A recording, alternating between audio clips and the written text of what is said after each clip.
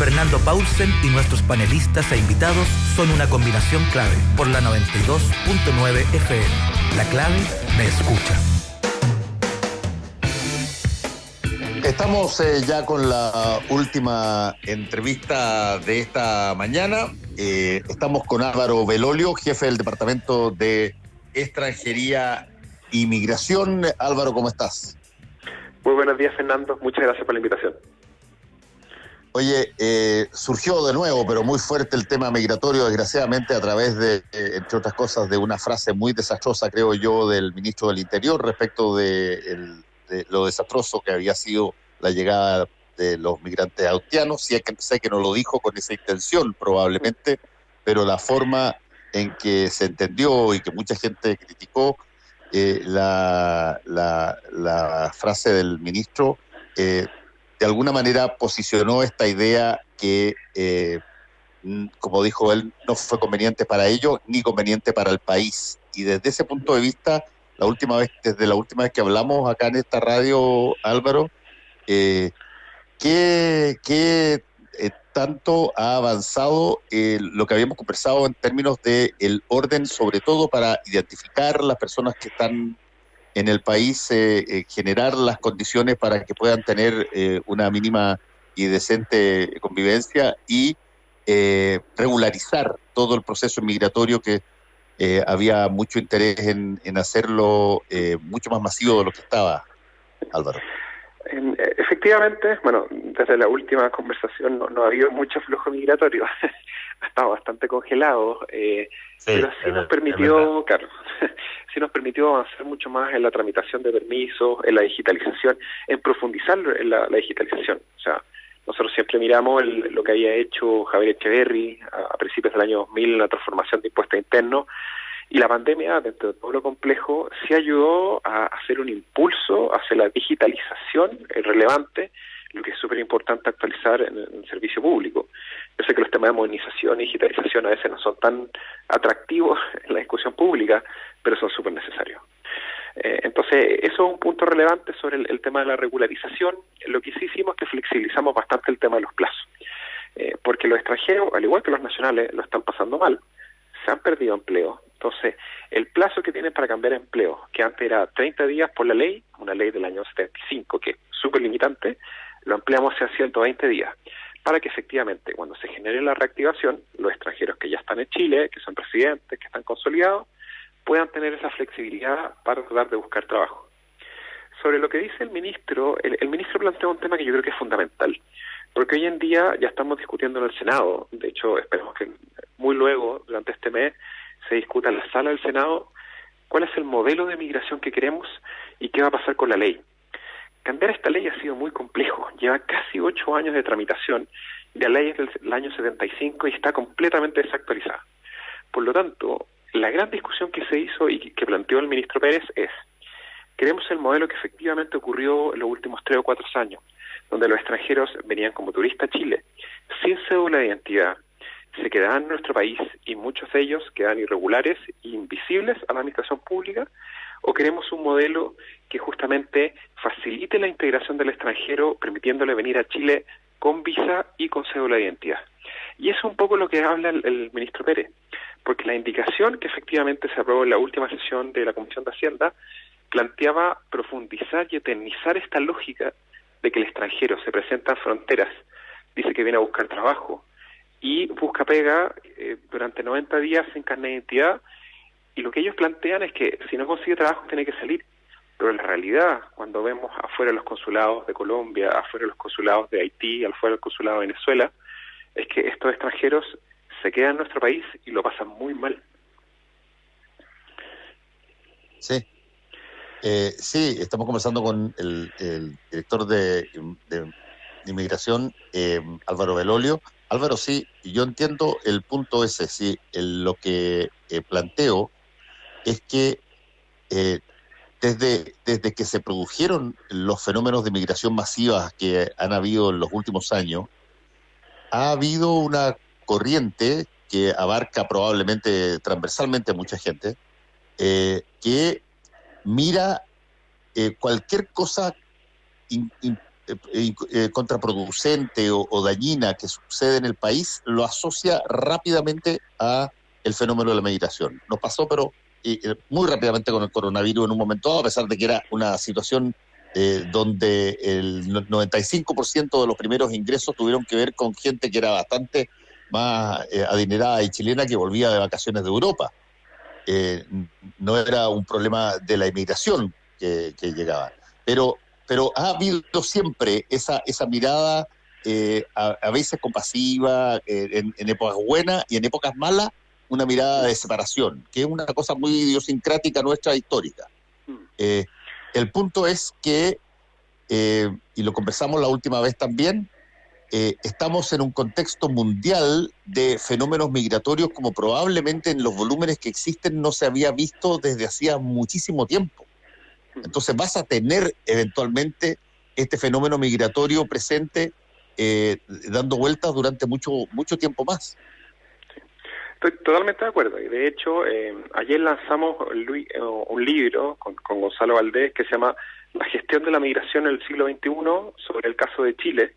Y ahí comentamos que el libro, que tenía casi 100 tablas, así que fue un trabajo importante de diseño, hacerlo un poquito más entretenido, que no es fácil de digerir en las posiciones maximalistas, en la lógica que no entre nadie o que entren todos, y que los migrantes también no son ángeles, no son demonios, son personas que vienen justamente a buscar mejorar la calidad de vida de su familia. El proceso de justamente cómo lo recibimos, y ahí hay ciertas diferencias, o cómo garantizamos su desarrollo de capacidad en Chile es fundamental. Pero el punto que tú planteas, Fernando, es uno de los que a mí además más me preocupa, que tiene que ver con el tema de la cohesión. Y la cohesión justamente, o la inclusión, es cómo se relacionan nacionales y extranjeros. Hoy en día las encuestas, la IMARC Bicentenario, nosotros también hicimos una encuesta propia, el tema de la perspectiva de los chilenos con respecto a si debería haber más o menos migración es similar a la que había en Europa en la época de la crisis de refugiados serio en 2015. Por lo tanto, entender la migración o esta discusión que se ha centrado solo en la regularidad y el carnet de identidad, si bien es un piso mínimo, no es suficiente. Y hay que entender cuál es la perspectiva de desarrollo regional, por ejemplo, porque no es lo mismo Tarapacá, que tiene un 19% de población extranjera, a, no sé, la región del Biobío, que tiene un 2,5%. Entonces, no es lo mismo justamente los profesionales médicos latinoamericanos, que fueron fundamental para apoyar la salud primaria y la salud pública en Chile durante la pandemia, que si no lo hemos pasado considerablemente más mal, con respecto efectivamente a los ingresos clandestinos. Entonces, lo que nosotros planteamos es, uno, con la nueva ley, lo dijo el ministro Pérez, para el respeto de los derechos de los migrantes y para preparar mejor a los gobiernos locales que entren con visa y con RUT. Y dos, que cada gobierno deba hacer una propuesta de política migratoria que sea integral, porque la perspectiva solo interior, Cancillería, si bien es la base, no es suficiente. Hay que entender la migración en cultura, en educación, en salud, en mujer y equidad de género, en emprendimiento, en cultura, en gastronomía. O sea, tiene que haber una mirada multidimensional. Yo creo que muchas veces lo que falta es eso. Y también, bueno, es un fenómeno también de la nueva era. Yo creo que no sé si fake news, pero el exceso de información a veces hace que las personas tomen decisiones que no les permita ver la imagen de manera completa. El desafío hoy en día en la era de la información no es necesariamente encontrar la información, sino ver cuál información es la más realista o la que más se adapta a la verdad. El concepto de la búsqueda de la verdad en la era de Twitter y otros es muy complejo. Bueno, esa es una discusión para un programa aparte. Eso sin duda. Hay cursos específicos en las escuelas de periodismo sobre eso. Oye, no, pero hay un punto que es cualitativo, que no es cuantitativo, que es cualitativo, Álvaro, y que lo hemos conversado antes, pero que a mí me parece que en situaciones de apremio, como puede ser esta pandemia, como es la falta de ingreso, porque por estas mismas condiciones estás sin ingreso o sin trabajo, es el momento en que tú dejas de tener una visión integral del país o de tu territorio y empiezas a discriminar entre los que deben tener derecho a algo y los que no deben tener derecho a algo. Tú empiezas a mirar lo que hasta hace muy poco lo mirabas como parte de un cuadro o una textura de fondo que te parecía normal o natural, de pronto tú dices, mira, cuando te pasa algo, cuando estás con miedo, cuando pierdes el empleo, dices, no, aquí hay algunos que tienen más derechos que otros y por lo tanto eso se centra en la inmigración muy rápidamente, muy fácilmente. Tú lo mencionaste muy bien, los trabajadores de salud que están en la atención primaria, que son vitales en Chile, porque si que no, se fueran todos los extranjeros que están en la atención primaria, colapsa el sistema. Sí, son 2.000 al año. Pero el profesional que está ahí es el médico venezolano del consultorio. Pero el tipo que está en la calle vendiéndote cosas para tratar de sobrevivir, ese es un migrante o es un venezolano nomás. No tiene derecho a profesión, no tiene derecho a un estatus de tratamiento distinto, sobre todo cuando se te viene encima el miedo a que tú te quedes sin trabajo o te quedes con menores condiciones económicas. Claro, que la lógica del contrato social no puede decir que los derechos sean relativos a las condiciones. Entonces uno efectivamente tiene que establecer ciertos criterios y ciertos pisos mínimos, y el piso mínimo justamente es que tú no puedes retrotraer derechos. Entonces en eso yo creo que estamos todos de acuerdo. Pero el punto clave acá es que entender, claro, que 1,5 millones de los extranjeros que están en Chile, la gran mayoría está regular, y los que están irregulares son por turismo vencido, por visa vencida, que es fácilmente solucionable. Entonces el punto yo separaría es el 1,5 millones de extranjeros que ya están en Chile y que estamos haciendo todo lo que tengamos en nuestras manos para ayudarnos a integración y inclusión. Y el otro tema es cómo queremos que sea el estilo, la forma de recibir a los extranjeros a futuro. Pues nosotros tenemos claro que va a haber una presión por entrar a Chile post pandemia. O sea, ya la hay hoy en día, y es lo que le pasó a Alemania, Grecia, Italia, y especialmente en el contexto latinoamericano. O sea, Argentina tiene una crisis económica muy compleja. Perú también ha tenido una baja económica relevante. Bolivia tiene algunos temas de estabilidad interna también importantes, para que hablar de Venezuela, todo el mundo lo conoce. Entonces, ¿cómo queremos nosotros recibir a los futuros migrantes?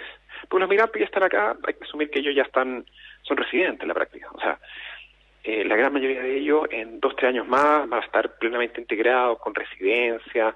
Yo creo que unos 6 o 7 años vamos a empezar a tener alcaldes que nacieron fuera de Chile, concejales que nacieron fuera de Chile, y me parece muy bien, porque efectivamente representan una parte de los ciudadanos que vivimos en el país.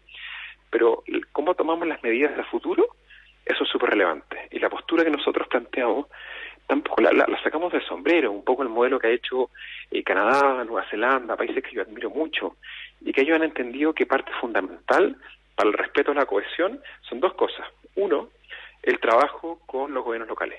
O sea, pensar una migración sin trabajar con las regiones y las municipalidades es una locura, porque finalmente son ellos donde generan el impacto más relevante. Y lo segundo, la regularidad. O sea, pensar esta lógica que los trabajadores vengan sin carnet de identidad no es aceptable. Uno, porque hay un abuso de algunas personas inescrupulosas, y con ello hay que ser durísimo. Lo que sí me gusta de esta ley es que sube harto las penas a la gente que genera contratos irregulares, porque la ley actual se cobra casi que en reales, o sea, está totalmente desactualizada. Y 2, justamente, cómo mejora el respeto a los derechos de los trabajadores migrantes o su inserción al país si un trabajador temporero tuviera carnet de identidad de cuenta RUT. Si efectivamente el tipo que trabaja en estas aplicaciones móviles, que todos los días vemos como a cientos de miles de personas les traen comida, pero a veces no tienen su cédula de identidad vigente. Entonces, todos esos temas son súper relevantes. Nosotros queremos generar un modelo que sea más ordenado, que ayude a la cohesión, pero que permita tener una definición clara desde el día 1.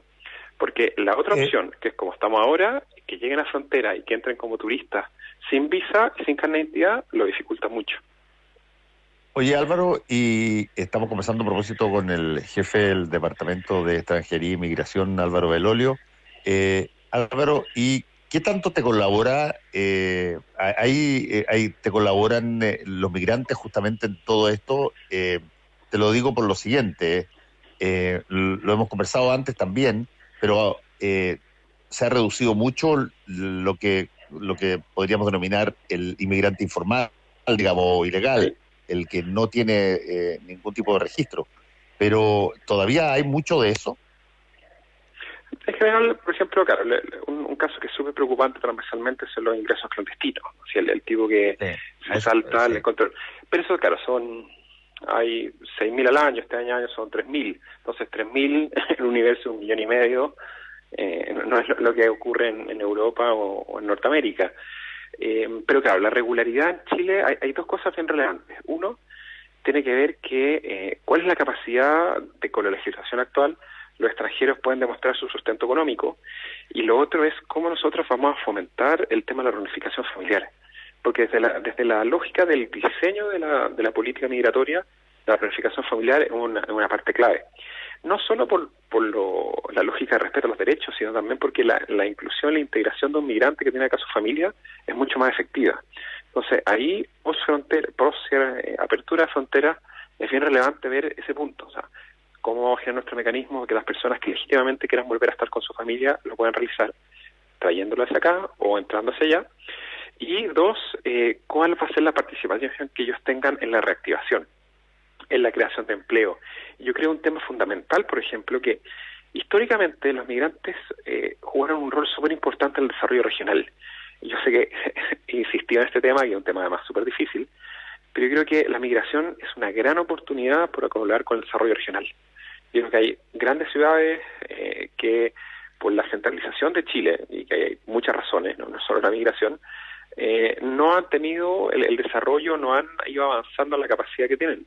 Yo creo que hay mucho migrante que es muy flexible, muy resiliente, que estaría dispuesto a buscar una oportunidad en regiones.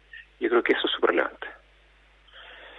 Sí, ahora, para que eso suceda, Álvaro Belolio, yo me imagino que tiene que haber estímulos que se pongan exactamente en las regiones que favorezcan que las personas migrantes no se queden hacinados en Santiago. No, y eso es lo difícil. Por ejemplo, yo recibí una beca Chile en su minuto. O sea, yo estudié con beca fuera del país y una vez tenía dos opciones. Si estaba en regiones 2 años, estaba en la capital 4. De hecho, hace poquito terminé mi 4º año. Entonces, existen ciertas iniciativas o incentivos regionales que son importantes, pero yo creo que esto es relevante también coordinar con las autoridades locales. Por ejemplo, para la elección de gobernadores regionales, que es como en 4 meses más, y todavía yo creo que nadie tiene muy claro sobre este tema, la perspectiva de los incentivos que pueden generar es súper relevante. Había algunos diputados que hablaban sobre el incentivo del tema de arriendo en vivienda u otro, en temas de incentivos, de subsidios podría ser, pero también el trabajo con oportunidades laborales que pueden en regiones. Ciertos incentivos positivos o negativos pueden generar, ayudar a mover un poco los incentivos. En la política norteamericana e inglesa ellos hablan de un concepto que se llama el nudge, que es justamente cómo generar los incentivos para guiar toma de decisiones. El más común, el más famoso que ganó el premio Nobel hace poco, Thaler. Y además hay varios adicionales, por ejemplo, todos los que escriben los libros económicos. Sí. Exactamente, que fue profe de Chicago, era muy entretenido. Y él generaba justamente cómo generar estos pequeños incentivos. Él, por ejemplo, hablaba que para reducir, por ejemplo, temas de obesidad en Estados Unidos, en los colegios, diseñaban las bandejas donde el espacio para postre y proteína era muy pequeño, pero el bowl para verdura era gigante. Y eso efectivamente generó una disminución o mejoró un poco los hábitos alimenticios.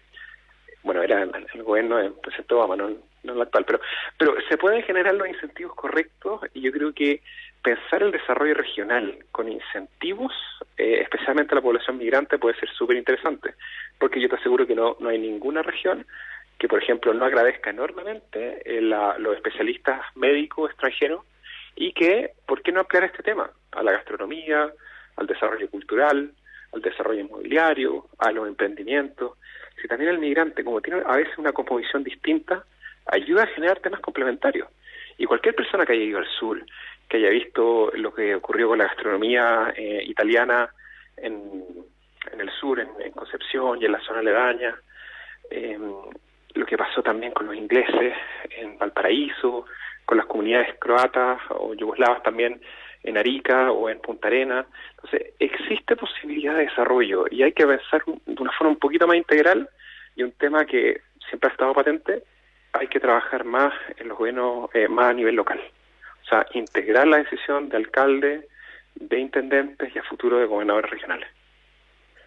Sí, tú hiciste referencia a Richard Thaler, quien a propósito tiene un libro maravilloso que se llama en inglés Nudge, que significa, que está traducido al español como un pequeño empujón, que lo escribió junto con un profesor de la Universidad de Harvard que se llama Cass Sunstein, y que hace una cosa bien interesante, que es tratar de quitarle argumentos a aquellos que consideran que no hay capacidad de estimular determinadas cosas porque no hay plata para eso. Entonces, Sunstein y Thaler escriben este libro con una serie de iniciativas, ideas, muchas de ellas bien geniales, que no incorporan necesariamente el típico estímulo económico que gasta plata fiscal para intentar estimular a las personas a que tomen determinados caminos o determinadas decisiones. Y va desde, te pongo un ejemplo, desde poner los artículos de primera necesidad en los supermercados a la altura de la vista, en las repisas y no en el fondo, hasta, o los que tú quieras vender más rápidamente, hasta estos que tú estabas señalando, Álvaro, que probablemente son más sofisticados o más creativos, pero no existe excusa para que no se generen estímulos hoy día si es que tú efectivamente quieres transformar una política pública en algo real. No, yo soy muy de la lógica de la economía del comportamiento. Entonces, para mí, Thaler, Kahneman son fundamentales en cómo poner los incentivos de forma correcta. Y también, a mí me gusta mucho citar al exintendente Orrego, que cuando él hablaba sobre la lógica de la transformación en política pública, decía que uno tiene que aprender a no necesariamente esperar el gran desembolso en plata o la regulación o la nueva ley, sino uno tiene que atreverse a innovar en la escasez, arreglárselas con lo que uno tenga y generar los incentivos correctos para tratar de mejorar la calidad de vida de las personas. En Inglaterra también crearon una unidad como el Nudge Unit, hay varios de ese estilo. Yo creo que ahí hay harto por hacer. En todo caso, en el gobierno hay una cosa que se llama el laboratorio de gobierno que genera algunos de estos incentivos, que es bien interesante.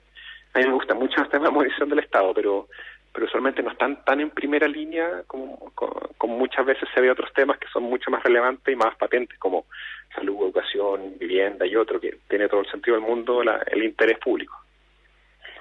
Oye, pues, por último, Álvaro, te voy a preguntar en este proyecto de desconfinamiento progresivo del paso a paso, está contemplado también la apertura eventual de los colegios. Hay una discusión sobre eso, el ministro habló ayer y anteayer, y ahí hay una variable de hijos de emigrantes muy fuerte, muy poderosa todavía.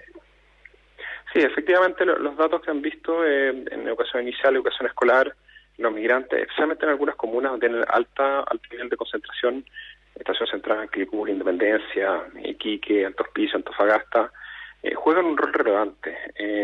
El tema del desconfinamiento, no solo el tema del acceso a educación, también la reapertura de fronteras y el tema de movilidad. La idea es coordinar una lógica como de protocolo o condiciones mínimas. Yo creo que eso va a ser relevante, porque también el colegio, si bien efectivamente está la lógica educacional, también hay un rol social y un rol en el tema de cohesión. Y un punto que tú planteaste antes, tenés toda la razón. El tema de la cohesión es súper relevante. Si nosotros no vemos al otro, no vemos al vecino, no vemos al extranjero que vive al lado de nosotros y estamos solo encerrados en nuestras casas, los temas de cohesión no van a mejorar. Por lo tanto, estas iniciativas también hay que entender la perspectiva social e intercultural del rol de la educación en esta línea.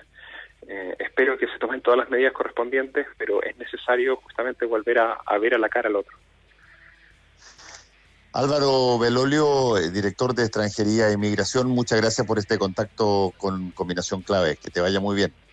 Muchas gracias, Fernando. Además, hoy día va a estar disponible el libro en la página web de Extranjería y también, una vez que tengamos ¿Cuál es, copia en papel, el libro, cómo se llama? gestión de la migración en el siglo XXI. Okay. Y el caso de Chile. Va a estar en el sitio web de extranjería. Sí, ahí después del almuerzo debe estar listo para descargar sin costo, y también me va a preocupar de enviar una copia impresa a Radio La Clave con todo el cariño. Todavía no, la imprenta lo está imprimiendo, pero de aquí a fin de mes. No te preocupes. Muchas gracias, Álvaro, que te vaya bien. No, de nada, hasta luego. Chao. A todos ustedes, cuídense mucho, nos encontramos mañana. Chao, chao. Fueron 3 horas de información, realidad y debate junto a Fernando Paulsen y nuestros panelistas e invitados. Volvemos mañana con los temas que nos importan para seguir debatiendo y conversando. Combinación clave. La clave me escucha.